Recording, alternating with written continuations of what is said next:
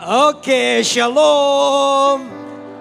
Oke, sebelum duduk coba beritahu kanan kiri. Bilang gini, tolong dengarkan khotbah pendeta ini ya.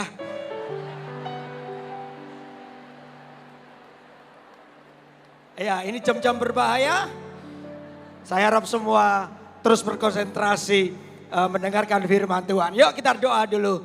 Tuhan Yesus, terangi hati kami, kuatkan kami untuk mendengarkan firman-Mu. Biar firman-Mu menjadi penuntun buat hidup kami. Supaya apa yang baik, apa yang berkenan, apa yang mulia, apa yang menyenangkan hati Tuhan, itu yang terus kami lakukan. Terima kasih ya, berbicara buat kami di dalam nama Yesus yang siap mendengarkan firman Tuhan. Katakan sama-sama, amin. Haleluya. Silakan duduk jemaat yang dikasihi Tuhan. Oke, saya melanjutkan tadi apa yang disampaikan oleh Pastor Yo dan Pastor Lipi mengenai keluarga. Kenapa keluarga perlu dibahas di dalam GMS Super Conference ini? Karena saudara tadi sudah dikatakan bahwa pemuritan pertama itu harus dimulai dari gereja. Dari keluarga, Keluarga itu mengambil peranan penting untuk kita ini bisa melihat bahwa ketika anak-anak masih di usia muda, ketika mereka belum mengenal dunia, maka nilai kebenaran daripada firman Allah harus disampaikan. Karena tadi Pastor Philip sudah bilang kalau misalnya ada dua Lewi, dua imam sungguh-sungguh membawa keluarganya takut akan Tuhan, saya percaya ada berkat bagi anak-anak. Karena itu saudara, pemuritan harus dimulai dari keluarga dulu. Nah untuk itu saudara, saya akan membahas satu ayat saja. Nanti kita akan bedah ayat ini untuk kita mengerti arti daripada ayat ini. Yuk kita buka di dalam Mazmur 145 ayat yang keempat. Wow, masih banyak yang lalu lalang. Oke, dengan cepat bisa menempati tempat duduknya. Oke, ayo kita baca ya, Mazmur 145 ayat yang keempat. Yuk kita baca bersama-sama. 2, 3. Angkatan demi angkatan akan memegahkan pekerjaanmu dan akan memberitakan keperkasaanmu. Saudara, pemazmur ini sadar bahwa kegerakan Tuhan bukan hanya di dalam pernikahan. Kepentingan Tuhan bukan hanya di dalam pernikahan, tetapi juga untuk anak-anak. Makanya dikatakan angkatan demi angkatan. Dikatakan angkatan demi angkatan akan memegahkan pekerjaan-pekerjaanmu dan akan memberitakan keperkasaanmu. Mari coba kita lihat, ada sebuah warisan yang harus keluarga berikan kepada anak-anak. Yaitu ada warisan kasih. Nah coba kita akan lihat sudah, dikatakan begini, kata ini. Angkatan demi angkatan. Coba ulangi 2, 3. Apa arti angkatan demi angkatan? Kalau Tuhan itu bekerja bukan hanya di generasi kita. Seperti tadi Pastor Puji bilang bahwa GMS ini apakah tetap GMS 100 tahun kemudian. Ini bicara soal angkatan demi angkatan. Saya menyadari bahwa saya hidup di generasi ini. Nanti 100 tahun sudah gak ada. Ya, apalagi Pastor Puji juga gak ada. Jadi kita sudah lihat bahwa penting untuk kita ini menjadi orang yang meregenerasi. Memberikan sebuah pemuritan buat angkatan demi angkatan. Maka poin 1 ini saya tulis begini. Bahwa pemuritan pertama harus terjadi dalam keluarga. Di mana keluarga demi keluarga akan memuridkan. Kalau gagal, wah ini bahaya. Karena dunia ini penuh dengan konsep. Dunia ini penuh dengan senjata yang bisa merusak anak-anak kita. Kalau kita tidak pernah kuat di dalam keluarga, maka dunia yang akan mempengaruhinya.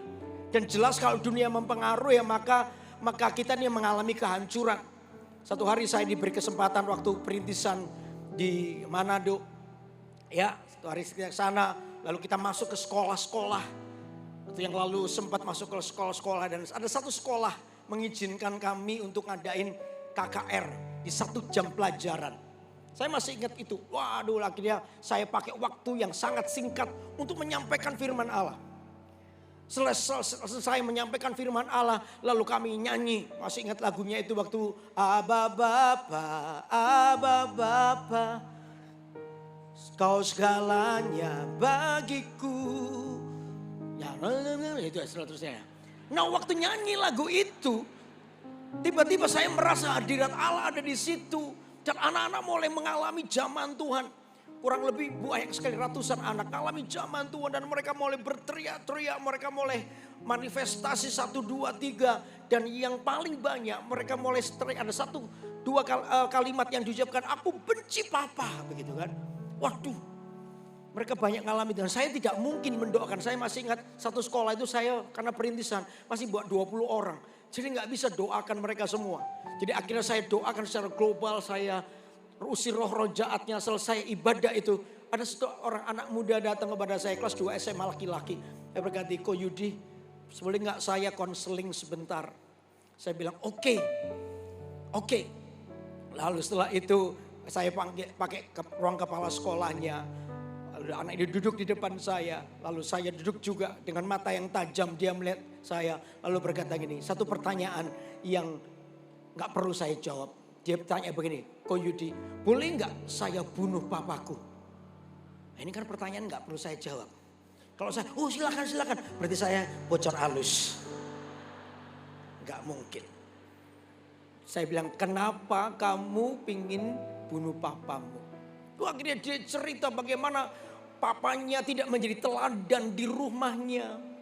Anak ini terluka hatinya karena perlakuan dari papanya. Papanya ini nggak kerja, suka main judi, lalu suka pukul mamanya. Terus ngalami itu sampai bikin malu hidupnya. Dan anak ini merasa kayak dia punya papa tapi nggak punya papa di rumah.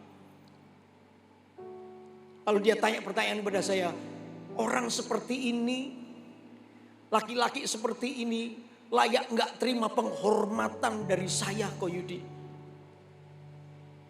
Saya ngerti keadaan hati anak itu. Saya mencoba untuk memberitahukan dia bahwa kalau papamu seperti itu, karena papamu belum kenal Tuhan. Orang belum kenal Tuhan ya, itu tanda kutip ya. Bisa melakukan apa saja karena dia tidak mengerti, karena tidak mengenal kebenaran. Bisa lakukan apa saja. Kamu yang sudah mendengarkan firman Tuhan.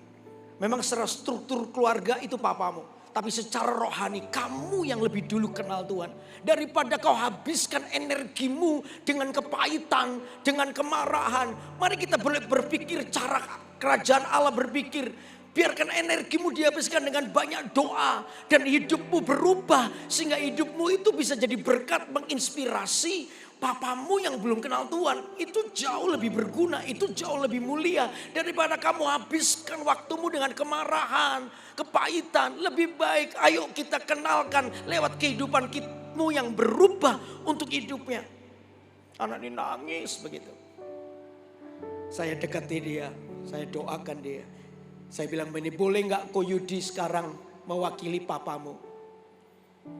Nak, papa minta maaf. Dia tambah nangis. Saya peluk dia nangis, tiba-tiba dia nangis tambah kenyut, tiba-tiba dia pukul saya. Kena dada saya. Itu anak SMA kelas 2 loh. Begitu bu, gitu saya. Bu, gitu, lumayan 2 kali kan. Dia nangis, kita biarin, akhirnya dia pelukan itu, dia nangis. Dan saya tahu hari itu Roh Kudus bekerja, mengalami perubahan. Ada banyak hal yang bisa salah ketika pemuritan mulai gagal.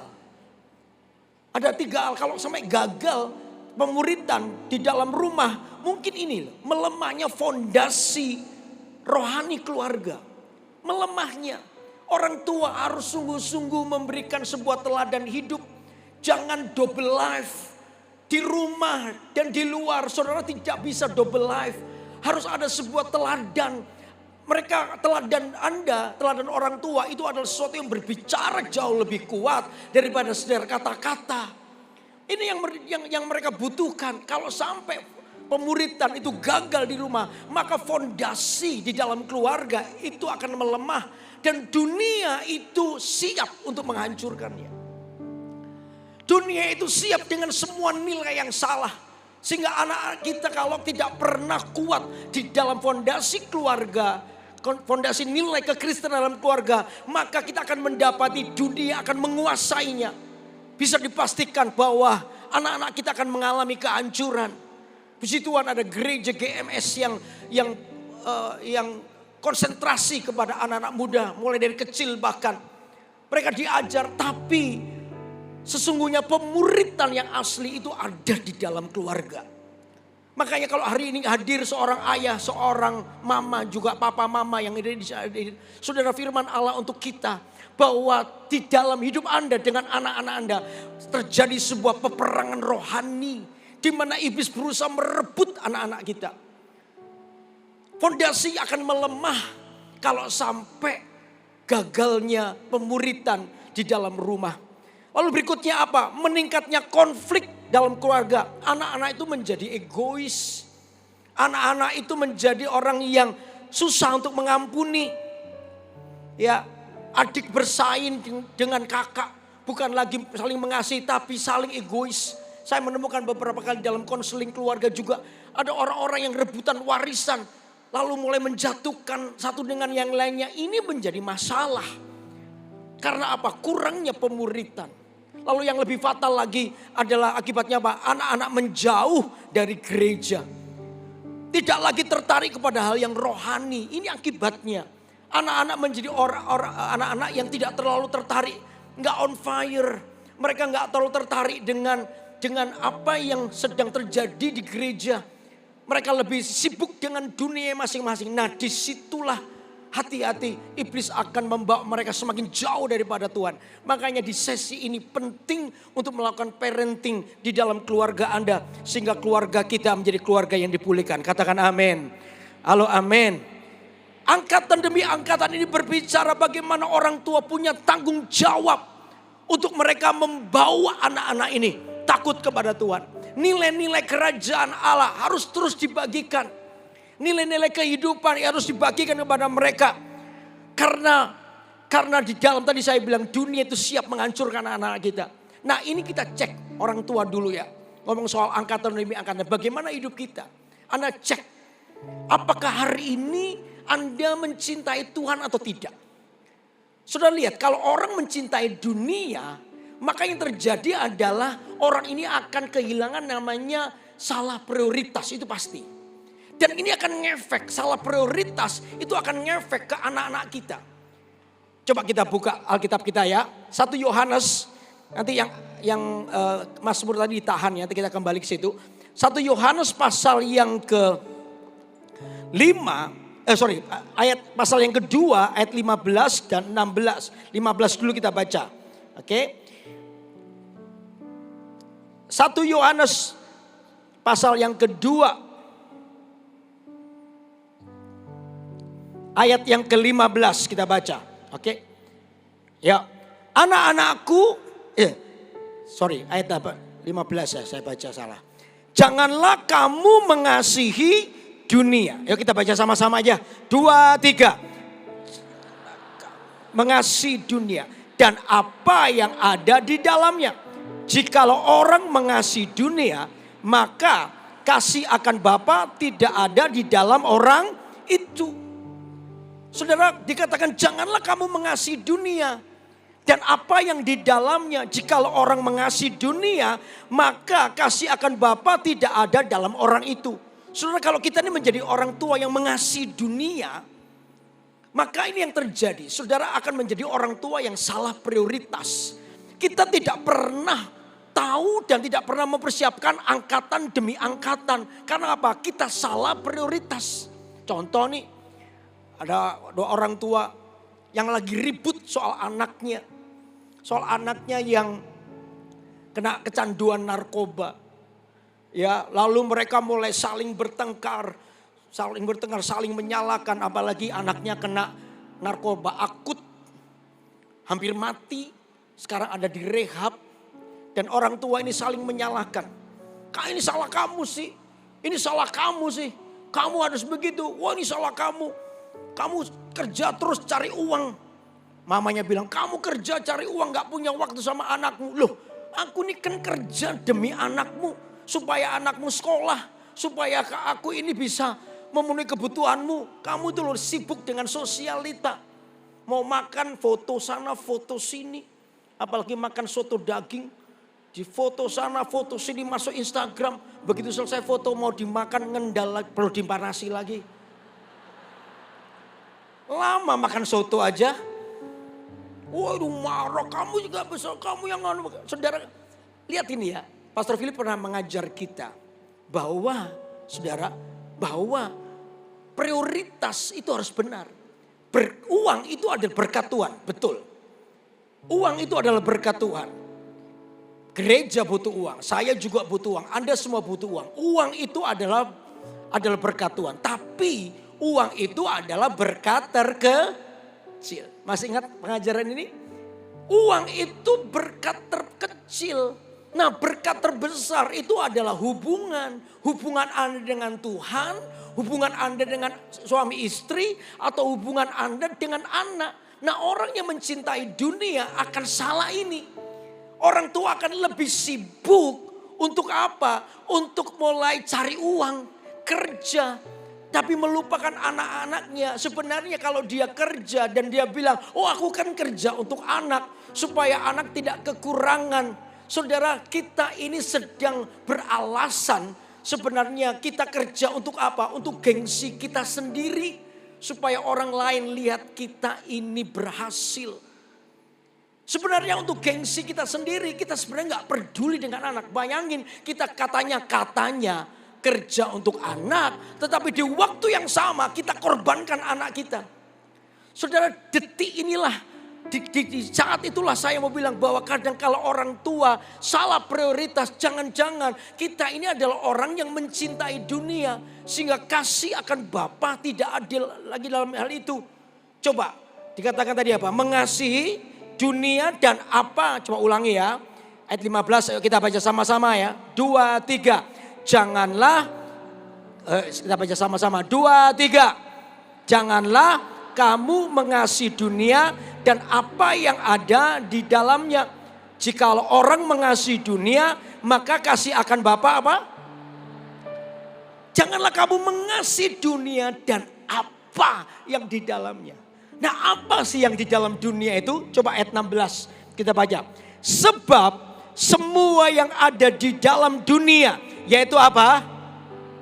Keinginan daging. Dan apa? Keinginan mata. Serta apa? Keangkuhan hidup. Bukanlah berasal dari Bapa melainkan dari apa? Dunia. Keinginan daging mengejar kesuksesan. Demi apa? Dipandang berhasil.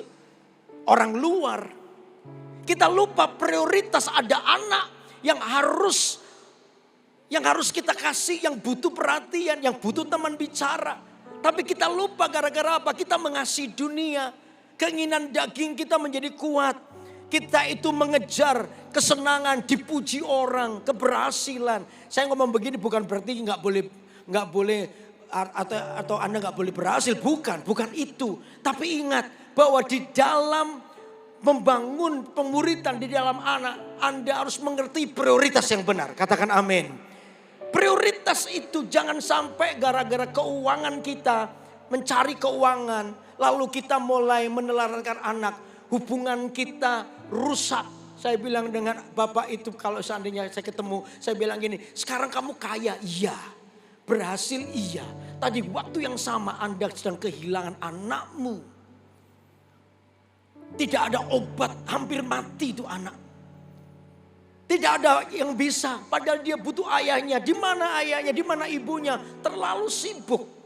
Sehingga mereka ini tadi, saya bilang mereka tak lupa akan prioritas yang benar. Lebih mengasihi dunia. Orang tua yang lebih mengasihi dunia. Lalu dikatakan apa? Keinginan mata. Tidak puas dengan apa yang dimiliki. Kita tidak puas dengan apa yang kita miliki. Terus kita kejar. Kita melupakan hubungan. Hubungan kita dengan Tuhan. Udah gagal. Mesbah kita biarkan runtuh. Hubungan suami istri juga sering cekcok. Karena apa? Ya makanya dalam pernikahan tadi saya tambahin, pernikahan Kristen itu bukan hanya tubuh bersatu, bukan hanya itu. Ya bukan hanya tubuh bersatu, manusia ini ada 3, roh, jiwa, dan tubuh. Pernikahan Kristen itu 3 hal ini yang bersatu. Bukan hanya tubuh bersatu tapi rohnya juga bersatu. Rohnya bersatu caranya bagaimana sih? Sudah gak ada cara lain roh bersatu. Apa itu? Membangun mesbah. Karena itu mesbah keluarga itu tidak boleh runtuh. Saat saya kedatangan seorang pendoa. Ya pendoa dari gereja lain kebetulan kenal. Lalu dia bilang, Pak Yudi saya ini kok cekcok sama istri saya terus. Ada masalah kecil berkelahi terus berkelahi. Aduh hampir 2-3 bulan ini loh Pak.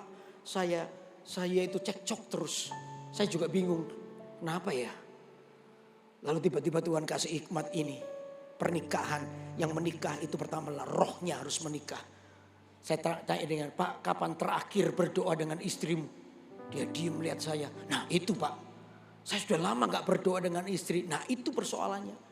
Kalau Bapak berdoa sendiri itu Bapak sedang mengcover dirimu. Tapi berdoa dengan pasanganmu itu mengcover komunikasi. Makanya begitu mesbah Anda runtuh. Maka yang diserang pertama adalah komunikasi suami istri. Hidup Anda kan jadi berat. Mudah salah paham. Karena komunikasinya hancur. Gak lagi dengan hubungan dengan Tuhan jadi rusak. Karena apa? Kita ini mencintai dunia. Ya. Lalu yang ketiga dikatakan apa itu? Keangkuhan hidup. Suka dipuji orang. Suka dihormati. Itu membuat kita akhirnya gagal di dalam sebuah hubungan. Karena apa? Kita lebih mencintai dunia. Makanya itu orang tua, bangunlah hidup Anda dengan anak. Bangun nilai. Anak-anak itu butuh nilai. Nilai yang kita bangun sejak awal. Saya dengan anak saya Kenny. Ya nanti saya jelaskan di poin yang kedua. Bagaimana namanya kasih sayang. Kasih sayang dan disiplin itu harus berjalan sama-sama. Satu hari dia kan masih kecil. Dia suka ganggu adiknya. Adiknya nangis gitu. Saya bilang jangan ganggu adikmu ya kok. Dia panggil saya bos, siap bos gitu kan. Udah. Dia ganggu lagi adiknya, diganggu lagi adiknya. Aduh diganggu. Jangan ganggu adikmu loh ya. Siap bos itu lagi. Terakhir dia ganggu lagi, gak sampai 10 menit dia ganggu adiknya lagi. Saya bilang sama dia, kalau kamu ganggu adikmu sekali lagi. Nanti sore kita jalan ke mall, kamu gak usah ikut. Ya kamu di rumah. Oh dia pikir nggak mungkin lah papanya sayang sama aku kok papaku sayang kok nggak mungkin aku ditinggal. Kemudian dia tetap ganggu adiknya lagi, adiknya sampai nangis lagi. Udah saya ambil adiknya selesai, udah sore-sore siap. Biasanya dia dikasih baju diganti baju sama mamanya. Hari itu nggak digantiin baju, dia ganti baju sendiri sudah. Waduh, unmatching generation gitu loh, nggak cocok. Menggok kanan, menggok kiri gitu kan.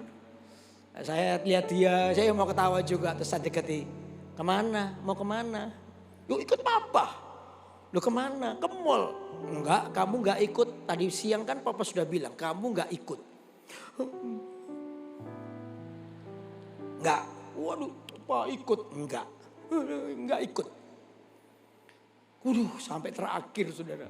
Pak ikut pak. Enggak. Dia sama mama saya di rumah, saya maju. Jujur aja, saya itu gak tahan. Gak sampai 50 meter dari rumah saya pinggirin mobil saya nangis. Saya dicinta banget sama anak, tapi saya harus disiplin dia karena kalau enggak, aduh saya nangis. Istri saya sudah bilang, kita jemput kah? Balik ke rumah, enggak.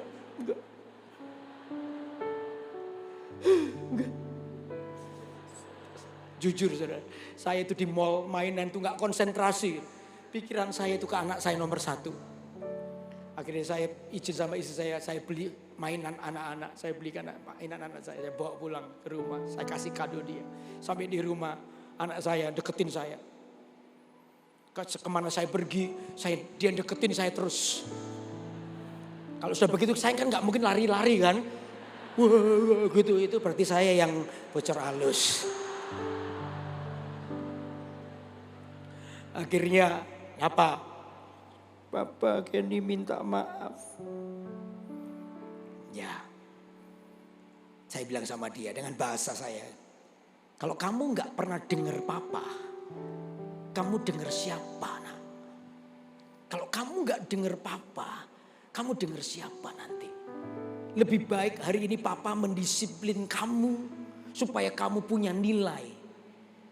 Daripada kamu dimanja, kamu gak pernah ditegur, tapi nanti ya, karena kamu tidak punya etika, kamu jadi besar. Lalu gara-gara itu lingkunganmu mendisiplin kamu, itu jauh lebih jahat. Nanti di lingkunganmu itu mendisiplin kamu hanya untuk menjatuhkan kamu, nak. Tapi papa mendisiplin kamu. Papa itu seperti seorang penjunan yang membentuk kamu kembali. Dan papa sayang sama kamu. Dia nangis. Sampai hari ini ada satu kata yang anak saya senang sampai hari ini. Begitu ditegur begitu, dia paling senang ada kata ini. Sini. Dia diem. Minta maaf, Pak. Sini. Dia langsung peluk saya. Oke, papa sudah gak marah. I love you ya nak. Jangan diulangi lagi. Iya. Gak sampai 2 jam, dia ganggu adiknya lagi. Ini anak esopo ini. Ya sudah, anak kadang begitu. Orang tua yang sabar.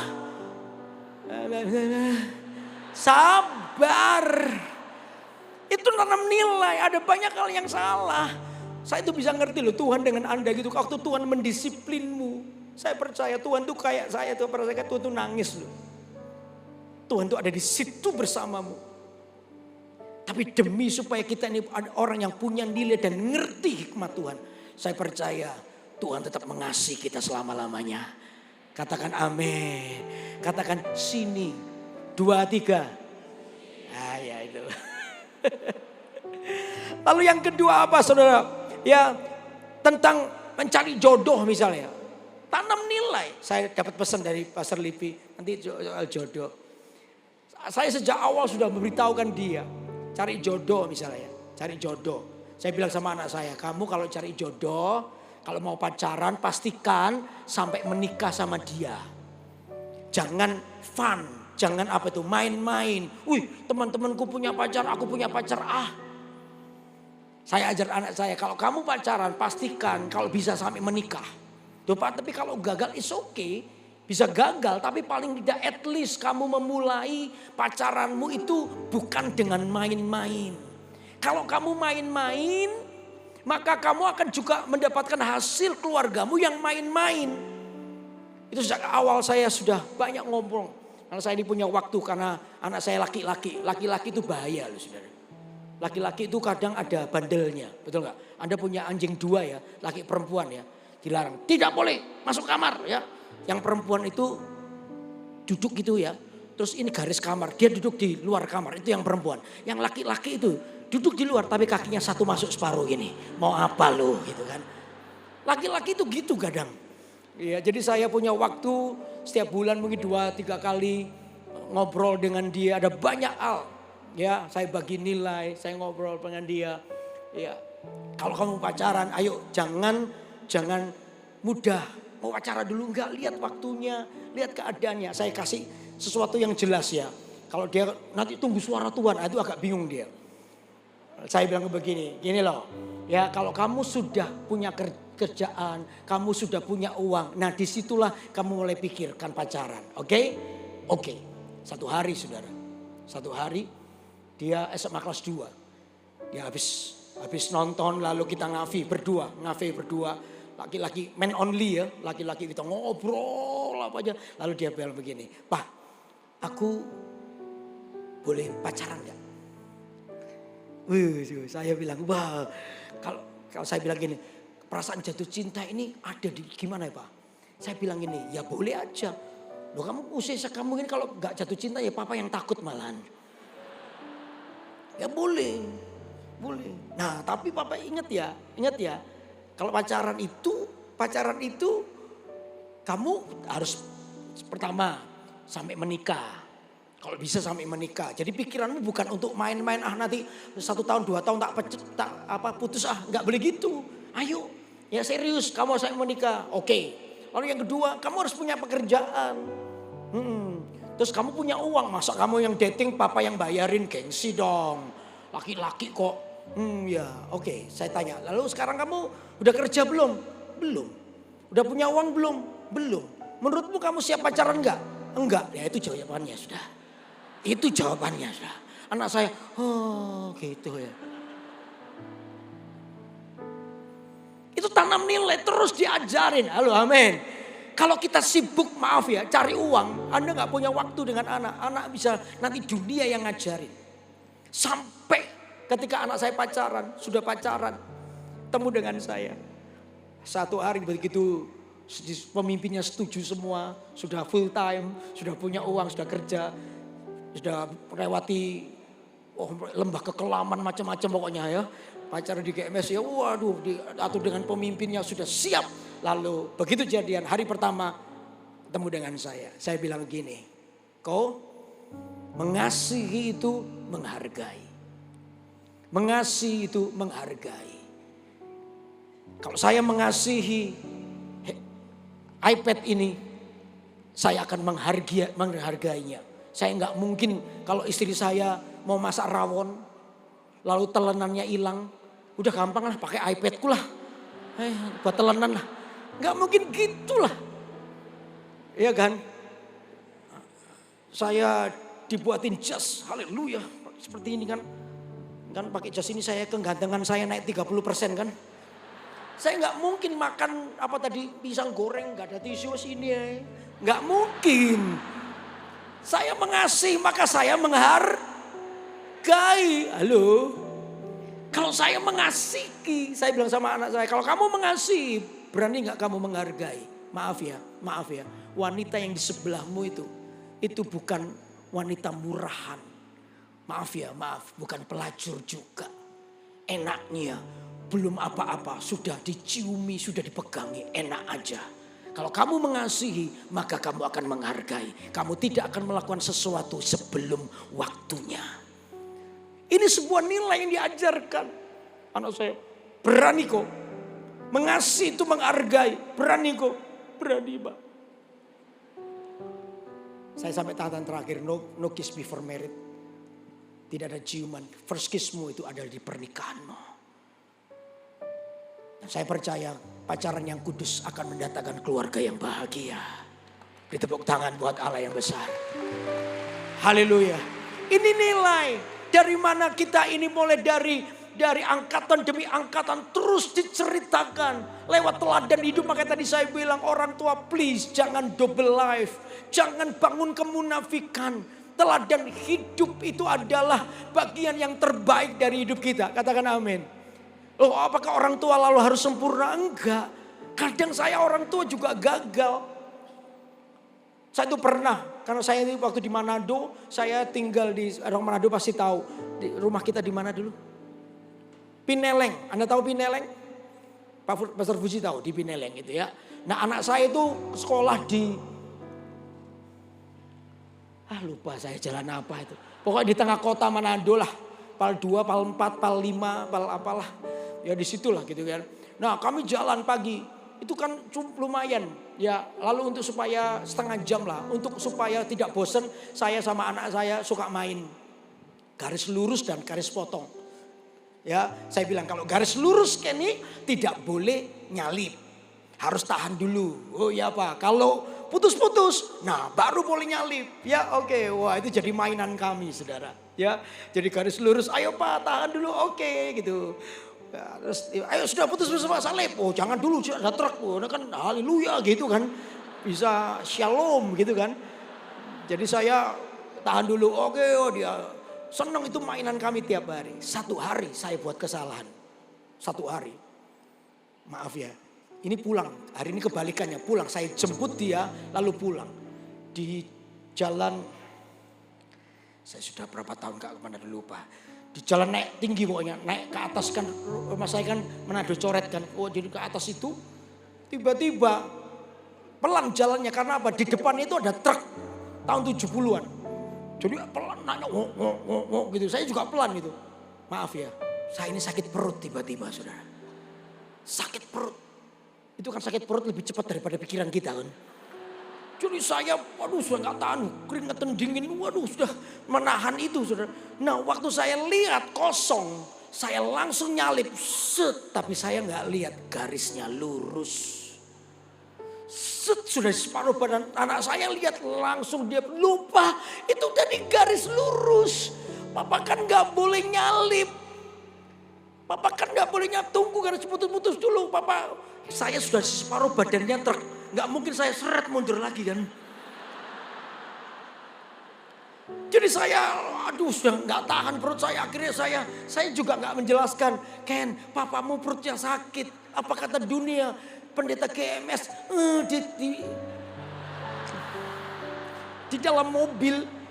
Apa kata dunia gitu kan. Wah jadi saya nyalip gitu. Terus anak saya ngomong, papa kan gak boleh itu kan tadi garis lurus. Kenapa papa nyalip kan harusnya tunggu putus-putus dulu. Wah sampai rumah saya telepon asisten rumah tangga. Buka gerbangnya cepat gitu kan. Akhirnya untung keburu. Iya. Saya di dalam toilet itu, aduh anakku marah ini Tuhan.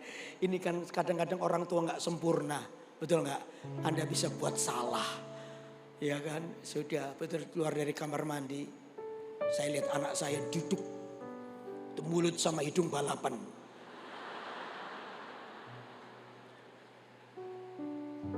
Gak ganti baju, saya gak punya alasan apapun. Saya cuma datang minta maaf. Papa salah ya Ken. Tadi harusnya papa gak nyalip. Papa salah ya Ken. Ya tadi kan papa jelasin itu kan harus putus-putus. Harus lurus harusnya papa kan gak boleh. Iya papa salah. Papa minta maaf ya nak. Papa salah. Dia diem gini. Kalau mau mengampuni kan harus senyum saya bilang. Itu kan mulutnya sampai melebihi hidung loh. Terus dia lihat saya. Waktu saya lihat saya bilang papa salah. Papa minta maaf ya nak. Terus dia senyum. Saya cuma belajar dari sini. Orang tua belajar rendah hati. Saya percaya sampai hari ini. Anak saya sudah 25 tahun sekarang. Dia tahu ketika seorang tua yang berani rendah hati. Semakin hidupmu dihormati dan dihargai oleh anak-anakmu. Amin saudara. Tuhan itu kenapa dihargai? Karena Tuhan mau mengampuni dosamu. Semakin kita belajar rendah hati, maka disitulah kita semakin dihargai oleh anak-anak. Orang tua jangan sombong. Belajar untuk rendah hati. Ketika Anda rendah hati, lihatlah justru di situ engkau akan semakin dihargai. Beri tepuk tangan buat Allah yang besar. Amin saudara. Amin. Oke, lalu yang kedua apa? Ya, yang kedua dikatakan kembali ke Mazmur 145. Angkatan demi angkatan akan apa?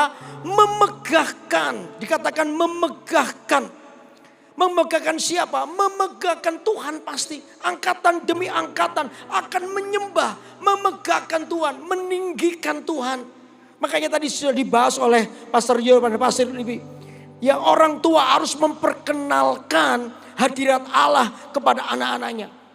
Orang tua harus memperkenalkan hadirat Allah kepada anak-anaknya. Saudara, kehidupan penyembahanmu, kehidupan Anda dengan Tuhan itu sangat dilihat. Bagaimana anak-anak kami melihat bagaimana kami hidup. Ya, satu ini yang tadi saya bilang, orang tua tidak boleh double life. Apalagi pendeta, ya kebanggaan anak adalah melihat bagaimana teladan hidup. Saya ini anak saya itu peniru. Satu hari saya itu belajar dari sini, saya nggak sengaja melihatnya. Saya ini kan suka doa kadang-kadang tengah malam jam 1, habis doa dengan teman-teman, dengan keluarga saya doa sendiri. Nah itu kan masih anak-anak masih tinggal bersama saya dengan satu kamar gitu. Nah kadang saya doa sendiri.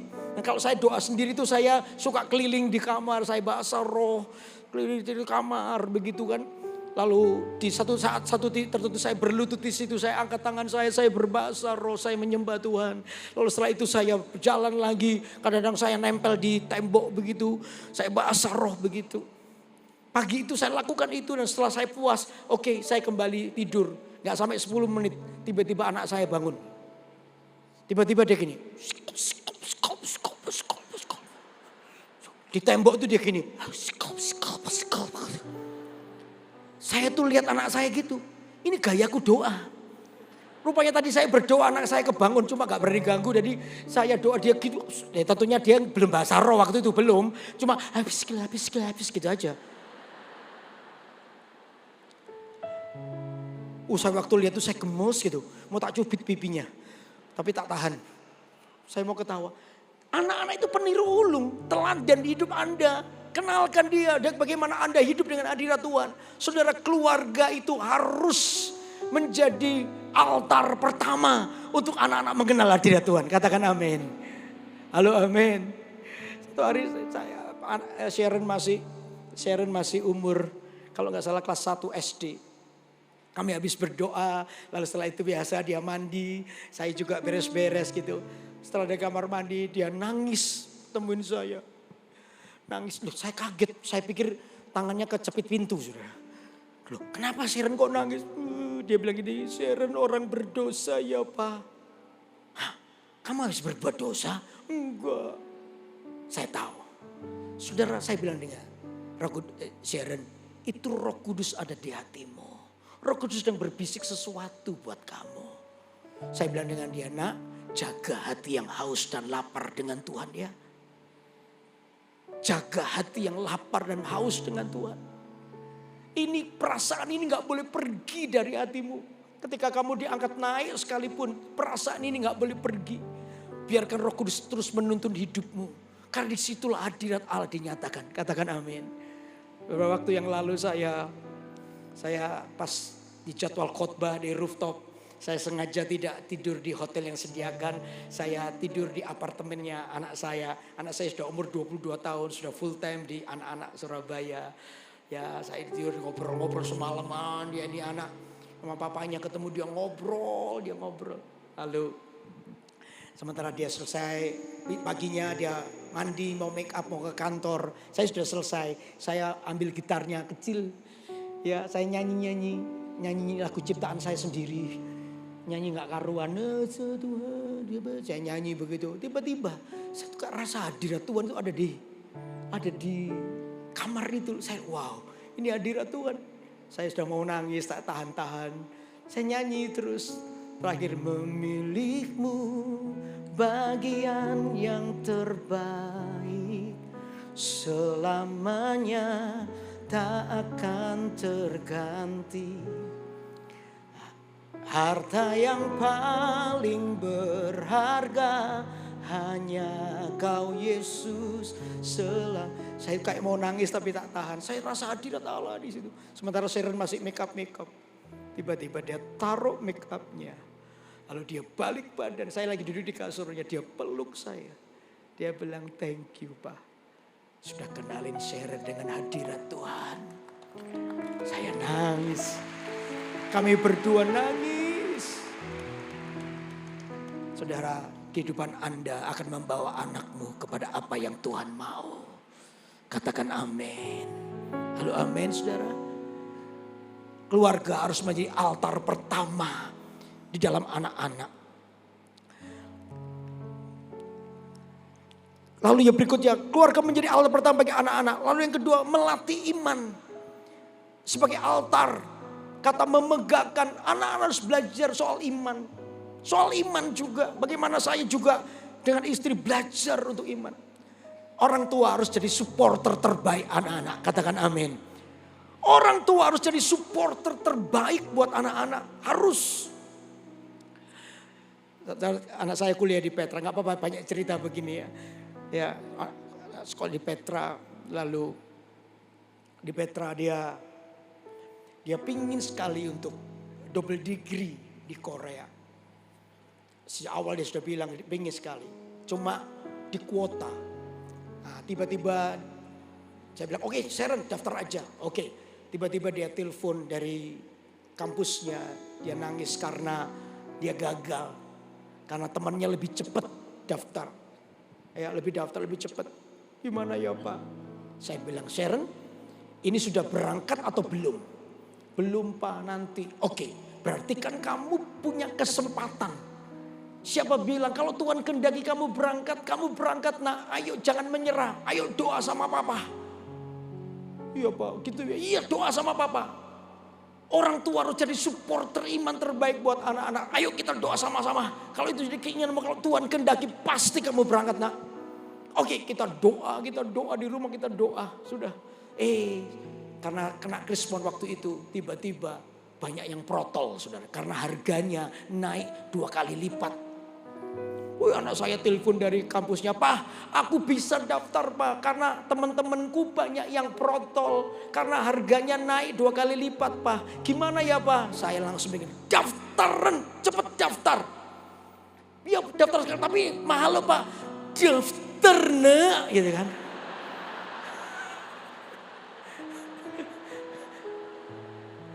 Tenang. Nanti tak doain, duitnya dari mana gak tahu. Daftar sungguhan, daftar nak cepet. Itu anak saya daftar, dia akhirnya bisa. Pulang itu dia suka cita, Pak aku bisa ke Korea, aku bisa. Puji Tuhan.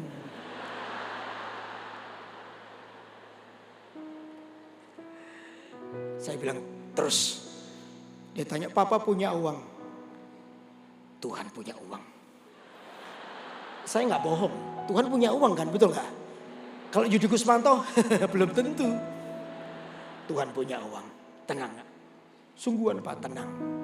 Nggak ngerepotin Bapak, enggak, sama sekali enggak. Saya doa sama istri saya, Tuhan boleh enggak? Ini keinginan anak saya. Tuhan, kami tidak boleh jadi penghambat. Saya enggak, sudahlah jangan rewel-rewel dah kamu. Sudah bersyukur. Itu bersyukur yang menghakimi. Itu kayak haleluya gini, haleluya itu haleluya tapi mengeluh itu. Haleluya tuh haleluya gitu loh. Haleluya. Lah itu haleluya mengeluh tapi bukan begitu. Ya kan? Akhirnya dia dan Tuhan kasih hikmat. Dan akhirnya dia berangkat tanpa utang. Tuhan berkati, akhirnya anak ini berangkat. Wow. Orang tua harus menjadi supporter terbaik buat anak-anak. Mereka harus mengenal hadirat Allah. Bukan hanya soal hadirat Tuhan, tapi kehidupan iman Anda. Katakan amin. Mereka bisa melihat, wow, Tuhan tuh melakukan pekerjaan yang besar kepada papa dan mamaku. Oh, aku percaya Tuhan juga bisa melakukan perkara yang besar lewat hidupku. Ada sebuah iman yang ditinggalkan. Ada sebuah legacy, warisan iman kepada mereka. Sehingga saya percaya anak-anak kita akan bertumbuh di dalam Tuhan. Katakan amin. Lalu yang ketiga, kita baca terus. Yang ketiga, tadi apa? Angkatan demi angkatan akan memegahkan apa? Pekerjaanmu. Dikatakan pekerjaanmu. Pekerjaan Tuhan di dalam diri anak-anak kita. Pekerjaan Tuhan. Di mana konteksnya keluarga? Ya di dalam kehidupan kita dan anak-anak kita. Pekerjaan apa? Kehendak Tuhan. Maka tadi saya bilang, saudara harus tanam nilai kehidupan kita. Kehidupan Anda dan saya harus sungguh-sungguh menjadi kehidupan yang kuat. Pertama, pekerjaan Tuhan dalam si orang yaitu apa? Membentuk karakternya. Anak-anak harus terbentuk karakternya. Makanya itu saudara, saya selalu berkata begini, orang tua tidak boleh meremehkan masalah anak. Tidak boleh. Sekalipun masalah anak itu bagi Anda gak terlalu penting. Jangan diremehkan. Kalau Anda meremehkan masalah anak, karena bagi Anda masalah itu gak penting, tapi bagi anak Anda penting, nanti lihat akibatnya. Anak akan susah untuk cerita sama orang tua. Kenapa anak-anak tidak bisa terbuka sama orang tua? Karena apa? Mereka merasa di-reject terus orang tuanya. Diremehkan. Ya masalah ini gimana? Lah masalah gitu aja. Sudahlah, kamu jangan dipikirkan itu masalah kecil. Ya. Udah. Alah gitu aja. Ya jangan rewel-rewel. Anak itu terus dihakimi. Masalah dia sekalipun remeh bagi orang tua itu penting bagi anakmu. Maka penting juga bagi Anda. Halo amin. Itu penting juga bagi Anda. Saudara jangan remehkan masalah anak. Kalau anak terbiasa di reject, maka lain kali dia tidak akan mau cerita sama orang tuanya. Makanya banyak anak-anak lebih senang cerita sama temannya daripada orang tuanya. Bahaya ini. Ya kalau temannya itu baik. Kalau teman-temannya sama-sama kepahitannya. Misalnya anak kita kepahitan sama papanya. Misalnya, ya aku kepahitan sama papaku. Temennya, aku juga, papaku juga gitu. Wah kita ini kepahitan sama-sama kepahitan. Papa kita ini memang heran kok ya begitu ya. Udah gini aja, kita racun sama-sama yuk papa kita gitu. Itu nasihatnya bahaya loh. Karena apa? Biasa di reject. Anak gak terlalu penting. Anak tidak terlalu penting. No. Masalah anak sekalipun bagimu gak penting. Itu tetap penting. Karena apa? Orang tua harus hadir di kehidupan anak. Katakan amin. Anak-anak itu punya masalahnya sendiri. Please jangan remehkan masalah anak. Artinya orang tua harus selalu ada dimanapun anak Anda berada. Orang tua harus ada di situ. Supaya mereka mulai bangun. Saya selalu bilang buat anak saya, papa ini papamu, yes. Tapi papamu ini juga best friendmu. Kamu bisa cerita apa saja dengan papa. Dengan papa mama. Orang pertama setelah Tuhan. Kalau kamu punya masalah, ceritakan sama papa mama. Papa mama tidak akan menolakmu nak. Sekalipun persoalanmu soal anak ya. Persoalan kecil, tapi bagimu itu persoalan besar. Papa mama tidak akan meremehkannya. Ayo cerita. Apa yang bisa papa bantu? Satu hari teman saya ya dibully temannya dan sebagainya. Ya nasihat saya kayak gini. Ya sudah, kalau dia mau pukul kamu dihantam balik. Saya nggak gitu. Saya duduk dan dengarkan mamanya juga. Saya dengar anak saya sampai nangis. Masalah itu penting bagi kami. Mamanya bilang, papa mama ketemu guru kah? Boleh papa selesaikan masalah ini? Enggak, tadi gimana? Enggak apa-apa. Ayo papa bisa. Ketika saya hadir, mereka itu lebih tenang karena ada papa mamanya. Please saudara, jangan tolak anak-anak Anda.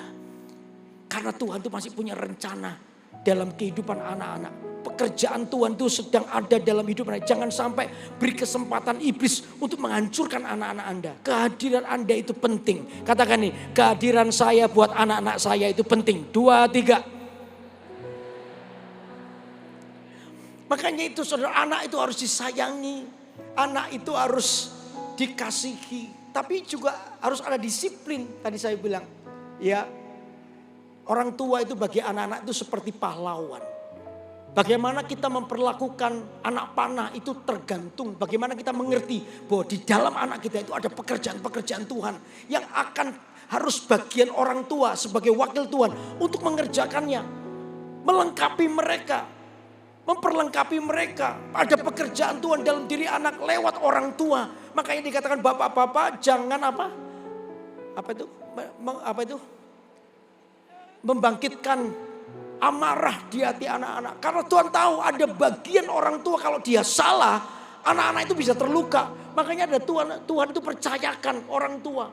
Makanya kita ini harus sungguh-sungguh melihat pekerjaan Tuhan di dalam mereka. Ya, orang tua bukan hanya mengasihi sayang. Kalau Anda menyayangi tanpa disiplin, anak Anda akan jadi anak yang kolokan. Tapi kalau Anda mendisiplin tanpa menyayangi, anak Anda itu akan menjadi anak yang kepahitan. Jadi dua-dua ini harus berjalan bersama-sama. Satu hari, saya pernah cerita ini. Satu hari, saya lagi persiapan khotbah. Tiba-tiba saya dengar anak saya seren nangis. Dah, kok nangis? Udah apa? Saya lihat tuh, ternyata kokonya duduki kepala adiknya. Lalu digoyang-goyang gini. Saudara. Saya bilang, Ken, jangan duduk di kepala adikmu. Dia lari loh. Seperti biasa. Siap bos gitu kan. Jangan loh. Ya. Oke. Udah saya kerjaan lagi. Enggak sampai 20 menit.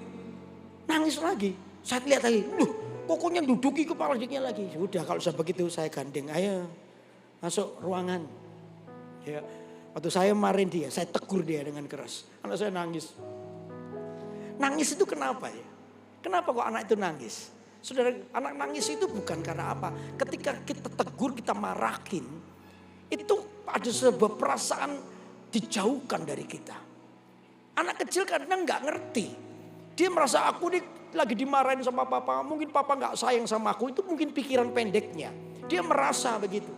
Tapi saya tetap ada di situ. Setelah dia nangis, dia berhenti. Lalu saya bilang begini, Kenny, kenapa papa pukul Kenny? Gak tahu. Nah kan, anak kecil gak tahu.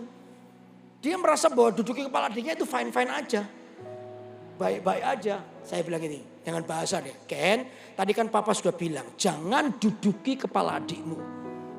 Nanti ini bahasa anak-anak ya, kalau kepala adikmu putus gimana? Kamu suka punya adik gak punya kepala?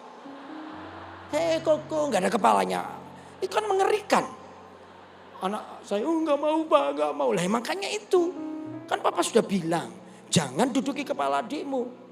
Ngerti kok? Ngerti. Sekarang ngerti kenapa kok papa marahin Koko? Ngerti. Kenapa? Gak boleh dudukin kepala. Nah itu betul. Oke? Iya, minta maaf pak. Kata berikutnya, sini. Udah saya bilang, papa sudah gak marah. I love you. Didisiplin dan disayangi itu harus berjalan bersama-sama. Papa sudah gak marah, I love you ya. Oke, nanti minta maaf sama adikmu ya. Udah main lagi.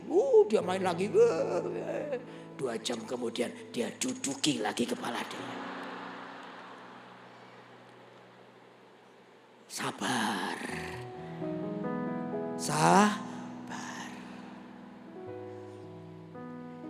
Tadi disebut oleh Pastor Rio dan Pastor Lipi. Kado yang paling manis buat anak-anak itu bukan soal sekolah yang tinggi. Ya puji Tuhan kalau kita punya berkat. Anak-anak bisa sekolah tinggi. Puji Tuhan kalau Anda punya berkat bisa beliin rumah. Puji Tuhan kalau Anda bisa belikan mobil. Puji Tuhan. Tapi kado yang paling manis buat anak-anak itu apa? Keluarga yang bahagia. Amin. Makanya anak panah ditaruh di tabung. Tabung itu bukan sekedar tabung biasa. Tabung itu dibuat dengan suhu tertentu. Sehingga anak panah itu tidak mudah karatan. Karena berada di tabung anak panah yang benar. Sama dengan anak ditabung di keluarga yang bahagia. Saya percaya anak Anda juga bahagia. Beri tepuk tangan buat Allah kita. Oke, selanjutnya saudara.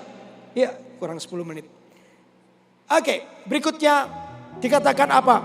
Memberitakan apa? Supaya anak-anak angkatan demi angkatan akan memegahkan pekerjaan-pekerjaanmu. Dan akan apa?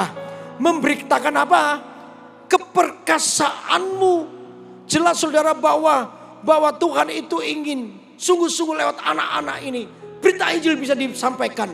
Ada hal yang tidak berhenti di angkatan Anda. Bahwa angkatan akan berikutnya Injil tetap disampaikan. Oleh karena apa? Mereka melihat teladan hidup. Mereka boleh melihat iman daripada orang tuanya.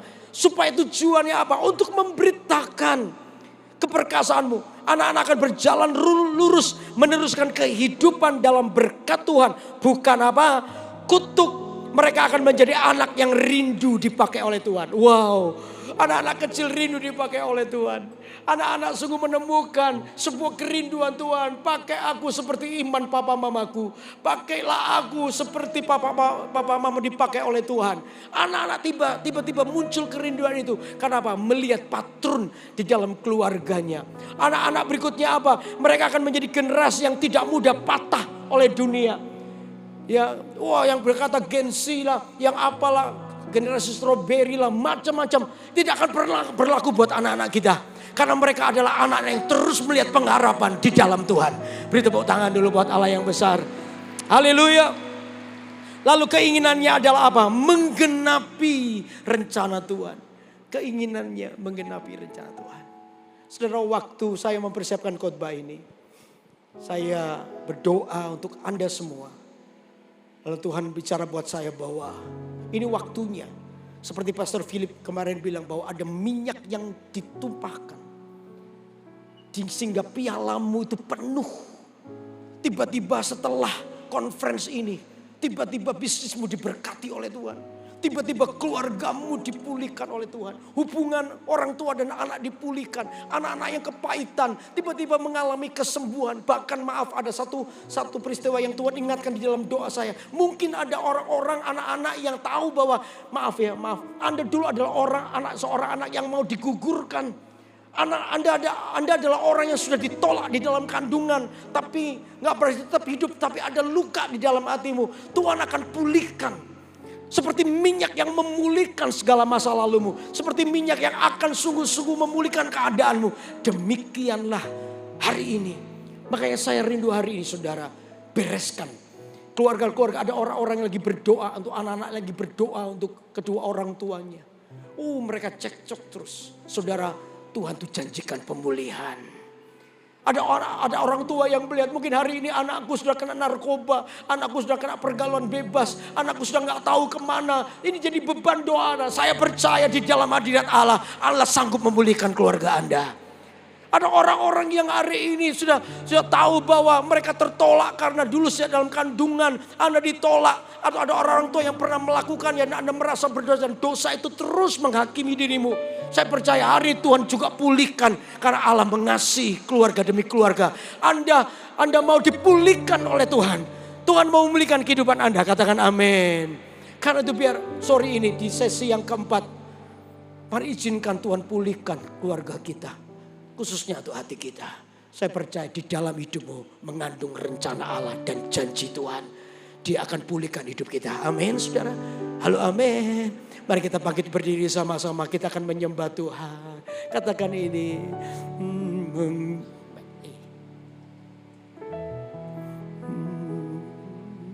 Memilihmu bagian yang terbaik. Selamanya tak akan terganti. Harta yang paling berharga hanya Kau Yesus, selamanya. Memilihmu bagian yang terbaik. Selamanya tak akan terganti. Harta yang paling berharga,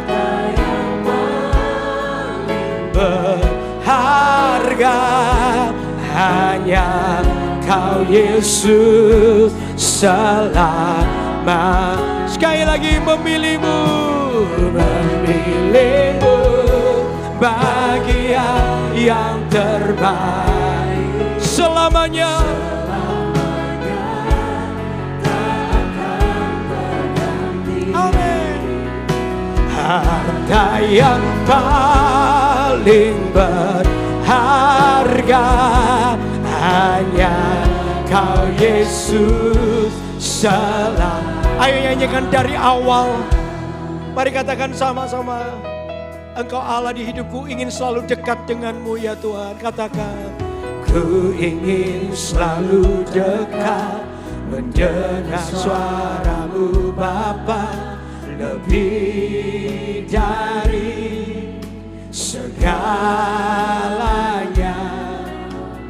Ku ingin mengenalmu, rahasia hatimu, hanya itu rinduku. Mari semua angkat tanganmu. Memilihmu bagian yang terbaik. Selamanya tak akan terganti. Harta yang paling berharga. Amin. Harga hanya Kau Yesus. Boleh gak sekali lebih tinggi lagi? Haleluya.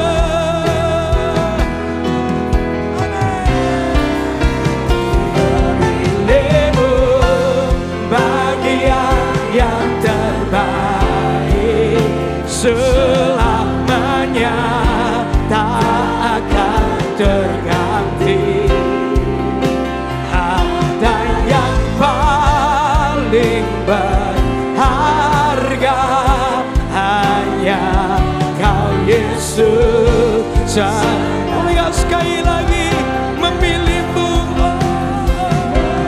Ibu bagian yang terbaik, selamanya tak akan terganti. Oh, harta yang paling berharga, paling berharga, hanya Kau Yesus selama.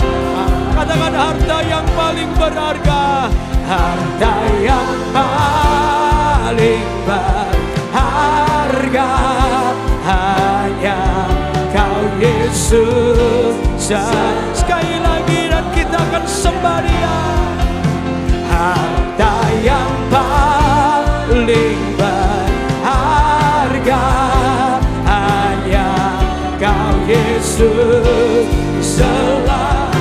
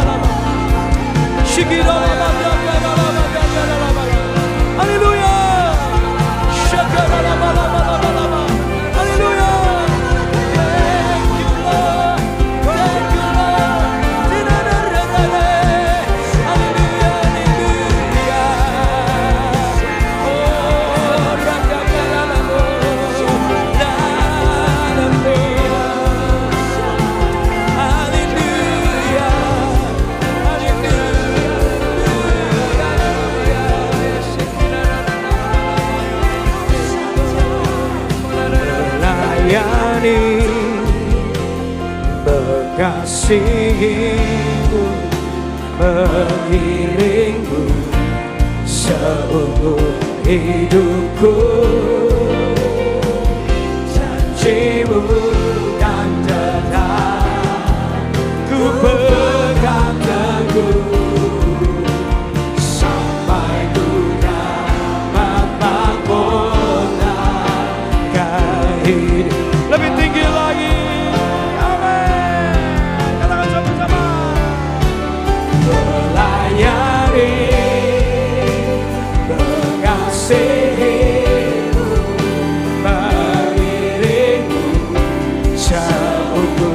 Hidupku, janjimu kan tetap ku pegang teguh, sampai ku dapat mahkota kehidupan. Siapa yang hari ini engkau ingin dibereskan hatimu dengan Tuhan? Ada banyak tuduhan pernah dialami. Khusus untuk orang tua yang pertama. Ada kata-kata kasar, bahkan kutukan buat anak-anakmu. Yang hari ini Anda menyadari bahwa itu yang seringkali membuat jalan masuk daripada kegelapan. Tapi hari ini Anda berkata, Tuhan ampuni aku.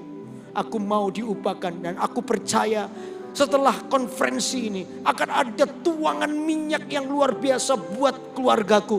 Sehingga keluargaku adalah keluarga yang dipulihkan. Anak-anakku akan kembali sekalipun hari ini aku gak tahu mereka ada di mana. Tapi aku percaya Tuhan Engkau bisa memulihkan. Ada juga anak-anak yang hari ini kau datang dengan kepahitan karena ada banyak perkataan-perkataan kasar dari orang tua. Sehingga Anda tinggal dalam trauma-trauma. Tapi hari ini Anda mau berkata, aku mau dipulihkan Tuhan.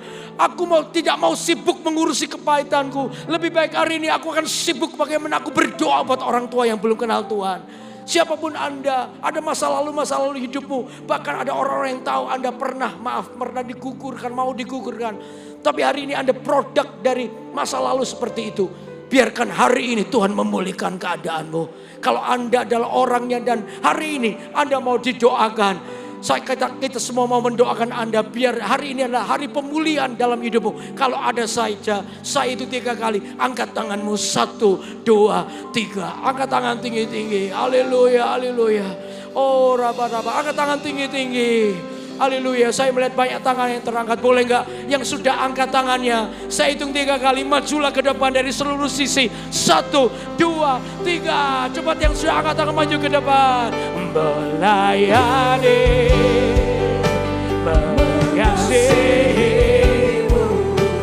mengiringmu. Yang di depan semua angkat tanganmu.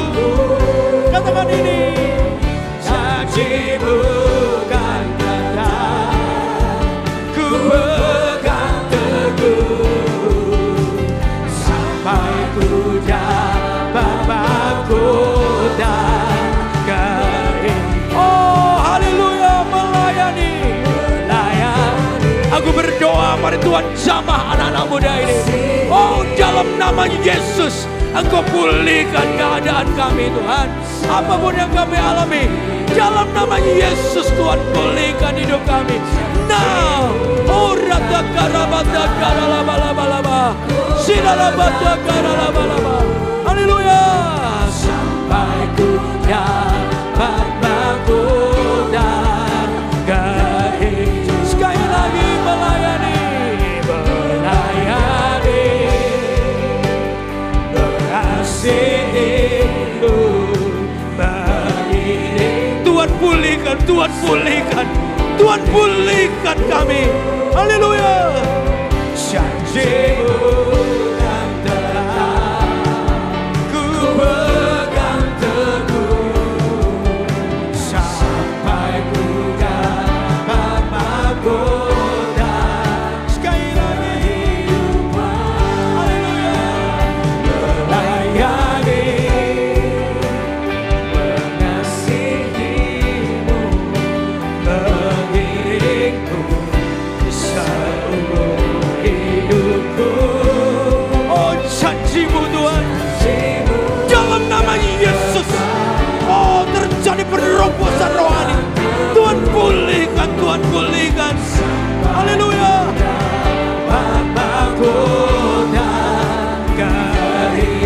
Oh begitu banyak. Mari semua yang maju ke depan angkat tanganmu. Sementara Anda didoakan terus, saya akan berdoa secara global sore ini. Oh aku berkata dalam nama Yesus, roh jahat keluar dari orang-orang ini. Tinggalkan orang ini dalam nama Yesus. Dalam nama Yesus. Now. Haleluya. Sampai ku dapat mahkota. Boleh kau sekali lagi. Haleluya. Melayani, mengasihimu, mengiringmu seumur hidupku. Janjimu kan telah ku pegang teguh sampai ku dapat mahkota kehidupan. Melayani, biar Roh Kudus mengalir, ngasihi. Yes Lord. Tuhan pulihkan hati kami. Janji-Mu kan tetap ku pegang teguh sampai ku dapat mahkota. Mari semua angkat tanganmu, katakan ini. Melayani, mengasihi-Mu, mengiring-Mu seumur hidupku. Janji-Mu kan tetap ku pegang teguh sampai ku dapat mahkota kehidupan. Gak apa-apa yang terus didoakan.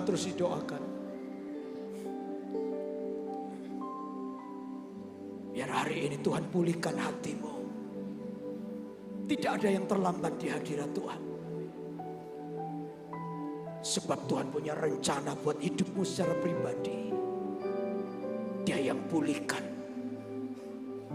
Dia yang memulihkan keadaanmu. Mari semua angkat tangan. Mari serahkan hidupmu kepada Tuhan. Here I am, Lord. Aku di sini, Tuhan. Boleh gak saya kasih waktu? Karena lawatan Roh Kudus itu personal. Tiap-tiap orang mengalami zaman Tuhan. Boleh gak setiap orang boleh berkata-kata kepada Tuhan. Saya kasih waktu 2 menit. Curahkan isi hatimu, Dia mendengarmu sekarang. Ayo silakan sekarang semua berkata-kata pada Tuhan 2 menit ini. Oh rikata karapa karabu syedere dadadadada. Oh rikarata koreda karata korala bata karaba. Pulihkan kami.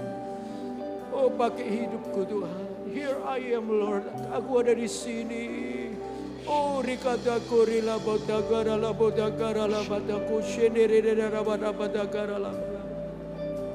Uri kato karabato kareta kurida burrata karalaba. Uri da burrete kurida kuralabo shene rabata karabato karalabata karaba. Uri te kareta kurida burrato kareta kuralabota karalaba. Uri da burrata karalabata karalaba. Uri di buribu shene rabata karalabata kareta karabalaba. Roh Kudus bekerjalah di tengah kami.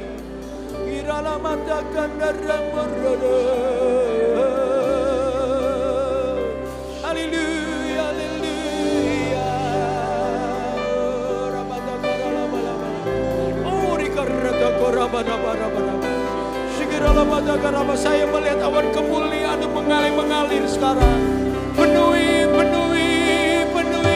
tempat ini.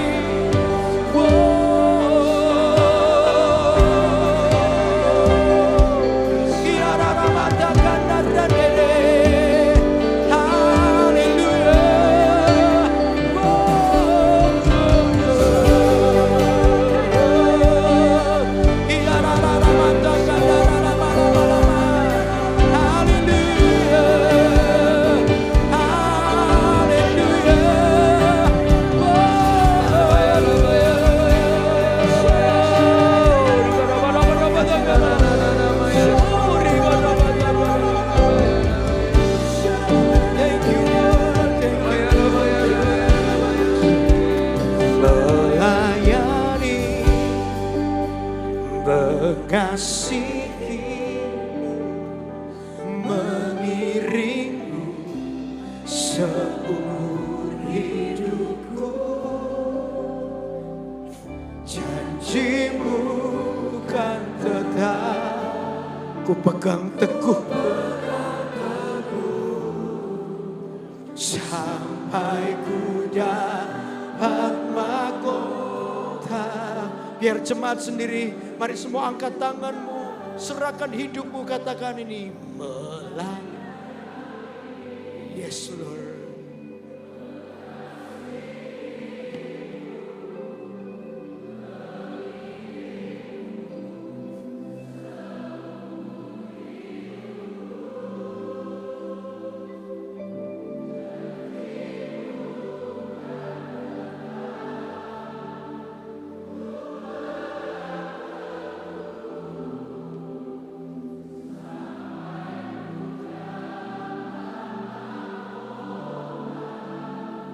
kehidupan. Beri tepuk tangan dulu buat Allah yang besar. Haleluya. Terima kasih Tuhan buat hadirat-Mu di sini. Biar kami terus tinggal di dalamnya. Jangan pisahkan kami dari hadirat-Mu. Kami mau terus berada di dalamnya. Supaya hati kami terus diperbaharui. Dan kami adalah anak panah yang siap dilesakkan. Oleh karena hidup-Mu berada dalam hidup kami. Terima kasih, segala pujian hanya bagi-Mu. Di dalam nama Yesus yang diberkati Tuhan. Katakan sama-sama. Amin. Tuhan berkati, silakan duduk.